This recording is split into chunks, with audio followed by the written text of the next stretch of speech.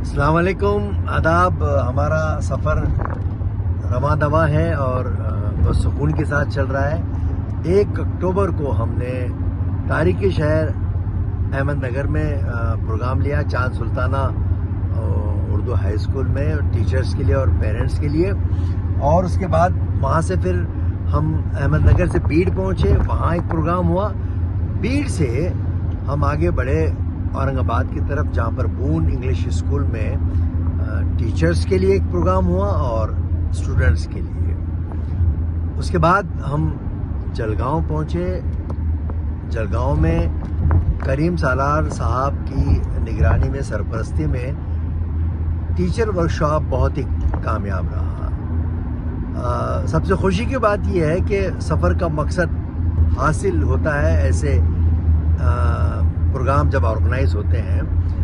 اس میں جلگاؤں ڈسٹرکٹ میں محترم علی جناب سالار صاحب کے کہنے کے مطابق 319 اردو ہائی اسکول ہیں، اور جس میں کارپوریشن، ضلع پرشد، پرائیویٹ اسکول ملا کر، اور اس ورکشاپ میں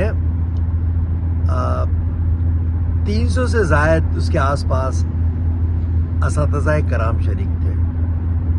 اس میں کچھ ڈی ایڈ بی ایڈ کرنے والے ٹیچر بھی تھے جو فائنل ایئر کے لیے ہیں۔ اس میں خلیل سر کی بہت محنت تھی بقول سالار صاحب کے، اور اس میں اس پروگرام کو کئی لوگوں کی محنتوں کی وجہ سے ہی کامیابی ملی، اور یہ ایک یادگار سفر رہا۔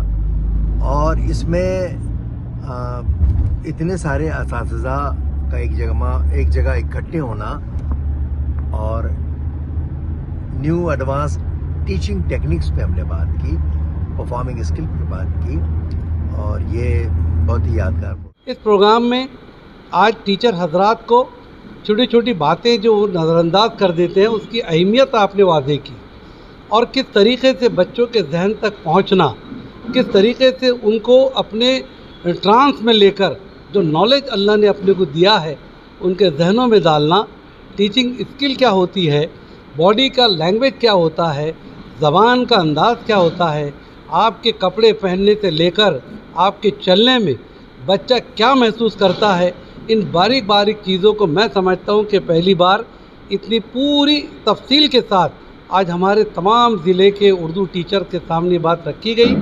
میں اس کامیاب پروگرام کے لیے ہمارے چیف گیسٹ مین اسپیکر جناب سعید صاحب کو مبارکباد دیتے ہیں۔ ہم تو محنت کرتے ہیں، اس کو سکسیس کرنے والے آرگنائزر ہوتے ہیں۔ اگر وہ پراپر طریقے سے پروسے نہیں، ہم اپنا ٹیلنٹ کس کو پروسیں گے؟ تو اس میں جتنی ٹیم تھی، میں فردن نام تو نہیں لے سکتا، لیکن سالار صاحب کی نگرانی میں، سرپرستی میں جس طریقے کے اتنے ٹیچر ایک ساتھ آنا، اور دیکھو ٹیچر کی سننے کی عادت گم ہو چکی ہے، ان کا سننا یہ اپنے آپ میں کرشمہ ہے۔ اگر آپ کام کی بات کریں گے، کون نہیں سنے گا؟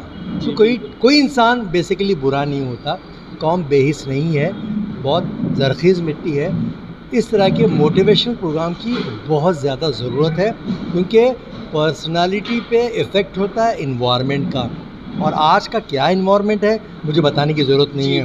تو اس انوائرمنٹ میں اپنے حصے کی ذمہ داری، اپنے حصے کا چراغ جلانا۔